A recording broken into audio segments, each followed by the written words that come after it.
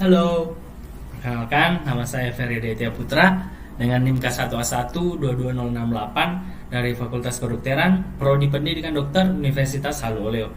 Nah, dalam video kali ini saya akan menjelaskan sedikit mengenai Dredge Oyster. Oke, langsung saja kita ke yang pertama, yaitu morfologi.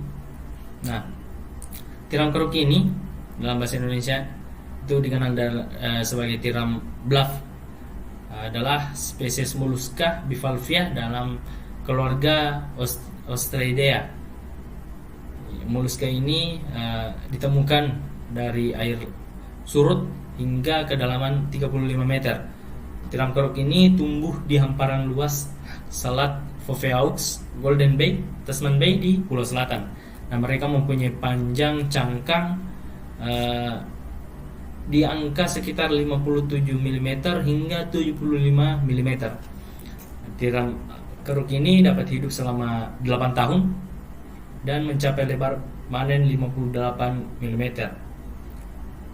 Nah, dalam 4 hingga 6 tahun. Nah, tiram ini juga dia memiliki dua katup yang berbeda. Pertama, katup bagian atas berbentuk cembung dan cangkang bagian tengah itu lebih tinggi daripada cangkang bagian tepi. Yang kedua itu katup bagian bawah yang berukuran lebih besar, memiliki tekstur yang halus dan bentuknya agak datar. Nah, kedua katup ini disatukan oleh ligamentum elastis, ligamen elastis. Apabila katup dibuka, rambut kecil berupa silia pada insang akan menarik air masuk ke dalam tiram. Tiram yang tertutup merupakan tanda bahwa tiram ini masih hidup dan masih segar. Tiram keruk ini bersifat hermafrodit, artinya dia menghasilkan telur dan sperma pada saat yang sama. Seperti saya bilang tadi, dia dapat hidup sekitar 8 tahun dan 18-30 hari pertamanya itu menghabiskan waktunya sebagai larva di dalam tubuh induknya. Nah, selanjutnya klasifikasi dari Dredge Oyster. Nah, untuk domainnya itu Eukaryota, Kingdom Animalia, Phylum Mollusca, kelasnya Bivalvia, Ordo Ostreidae, famili Ostreidae, genus Ostrea, spesies Oscillensis. Nah, selanjutnya kita ke cara hidup di Dredge Oyster ini. Nah, Dredge Oyster mempunyai fase hidup, ada beberapa fase hidup. Nah, yang pertama itu spawning.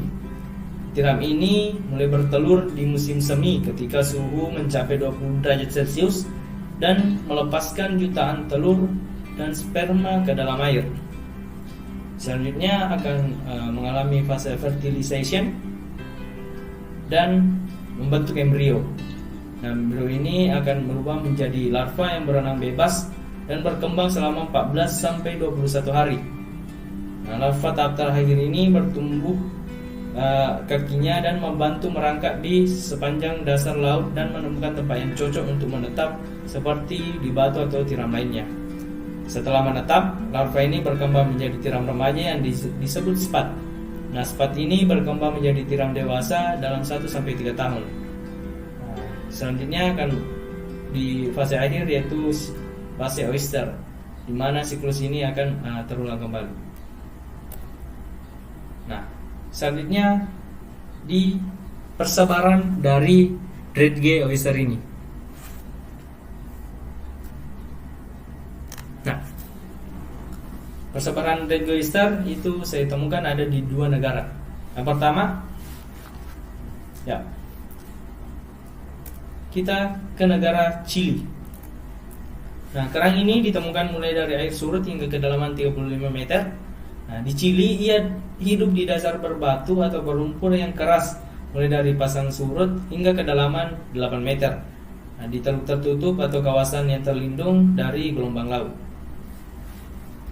Oke, selanjutnya kita ke negara Selandia Baru. tiram keruk ini ditemukan di sekitar perairan Selandia Baru dari garis pantai hingga kedalaman 60 meter. Mereka paling melimpah di Selat Foveaux pada kedalaman 20 sampai 48 meter. Oke. Selanjutnya di cara penangkapan dari Dreadgear oyster ini. Ya. Cara penangkapannya dia itu menggunakan alat yang namanya garuk kerang. Nah, ini digunakan oleh nelayan untuk menangkap kerang. Nah, garuk kerang ini merupakan alat tangkap yang terbuat dari besi atau baja yang berbentuk seperti garpu dengan 3 atau 4 gigi yang dihubungkan dengan tali. Garuk kerang ini digunakan dengan cara digerakkan di dasar laut untuk mengangkat kerang yang terdapat di dasar laut, seperti pada animasi di video. Nah, selanjutnya untuk budidaya. Nah, Dreadgear oyster ini atau kelompok Ostracoensis lainnya itu yang berasal dari Chili dan Selandia Baru ini tidak dibudidayakan sama sekali, melainkan dia dipanen dari lingkungan alaminya di perairan dangkal di Samudra Selatan 0 sampai 35 meter. Dan lingkungan tempat budidaya ini terkenal keras, tidak kondusif untuk budidaya laut yang biasanya dilakukan di perairan terlindung. Nah, selanjutnya kita ke manfaat dari tiram keruk ini secara umum. Sebelum kita ini jelaskan, nah, kita nonton video dulu.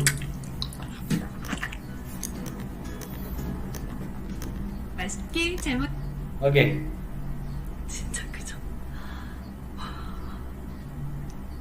제 거의 두 손만 해요. 자, 우선 Oke, tiram keruk ini adalah salah satu jenis kerang yang memiliki manfaat bagi kesehatan manusia. Di antaranya yang pertama itu menjaga kesehatan jantung. Kedua, meningkatkan sirkulasi darah. Ketiga, menjaga kesehatan tulang. Yang keempat, meningkatkan fungsi kekebalan tubuh. Yang kelima, mengurangi oksidasi kolesterol jahat yang dapat memicu penumpukan plak di pembuluh darah. Keenam, mengandung antioksidan yang bermanfaat mengurangi stres oksidatif, risiko jantung, hingga kanker. Ketujuh, membantu menurunkan berat badan. 8, mendukung kesehatan mata dan perkembangan otak bayi. 9, sebagai sumber vitamin C yang penting bagi kesehatan tubuh. 10, memperkuat kekebalan tubuh. 11, meningkatkan fungsi otak. 12 itu menurunkan peradangan. Masih mau nonton?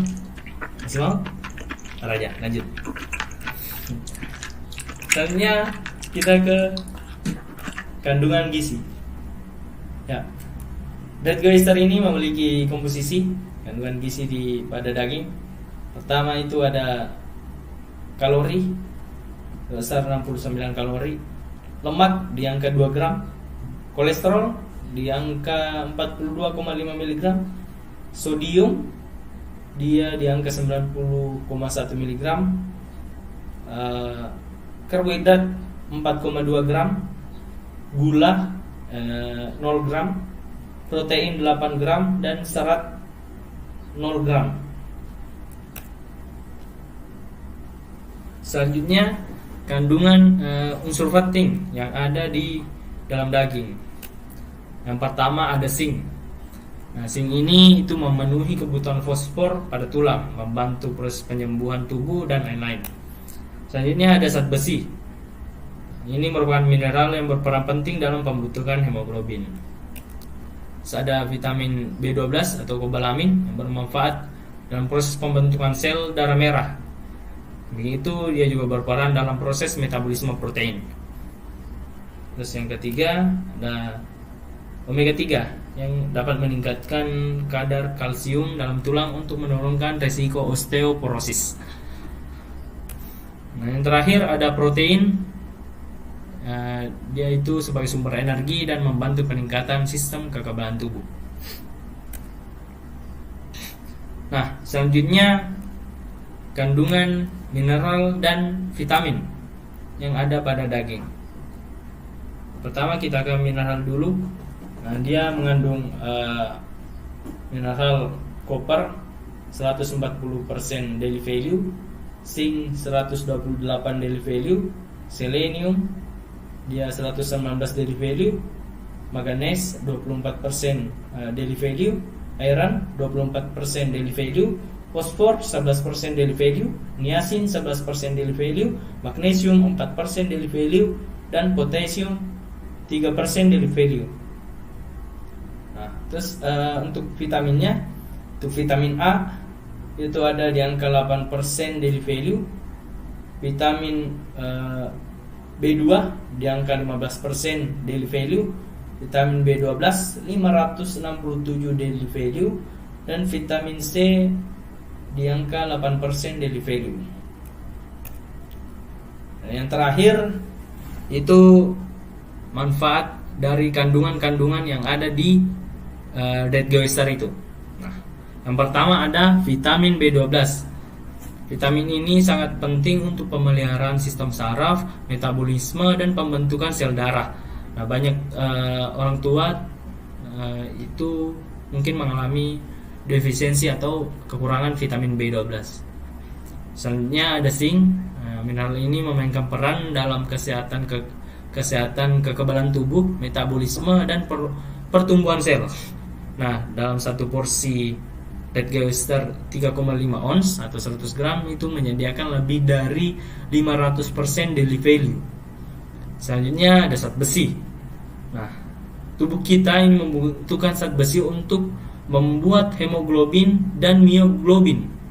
Nah, protein dan membuat protein yang membawa oksigen ke seluruh tubuh. Nah, banyak orang yang tidak mendapatkan cukup zat besi melalui makanannya. Selanjutnya ada omega 3, asam lemak omega 3. Nah, bukti menunjukkan bahwa asam lemak ini mungkin berperan dalam kesehatan jantung, fungsi otak, serta pertumbuhan dan perkembangan. Mereka juga memiliki sifat antiinflamasi dan dapat membantu mengurangi risiko penyakit jantung. Selanjutnya ada magnesium. Mineral ini memiliki banyak fungsi dalam tubuh, antara lain fungsi otot dan saraf, mengatur tekanan darah, mendukung sistem kekebalan tubuh, dan lain-lain. Selanjutnya ada kalium. Makromineral ini penting mendukung proses dalam tubuh seperti fungsi ginjal, jantung, otot, dan sistem saraf. Selanjutnya dan yang terakhir ada selenium. Mineral ini penting yang memainkan peran dalam fungsi metabolisme tiroid, dan ia juga mengandung sifat antioksidan yang dapat membantu melindungi terhadap kanker, penyakit jantung, dan penurunan kognitif. Oke, ini beberapa daftar pustaka yang saya jadikan sumber baca. Dan mungkin itu saja yang dapat saya sampaikan, sedikit informasi mengenai Dead Oyster ini. Mungkin itu saja penyampaian dari saya. Ada kekurangan atau kesalahan mohon dimaafkan. Sekian dan terima kasih. Dadah.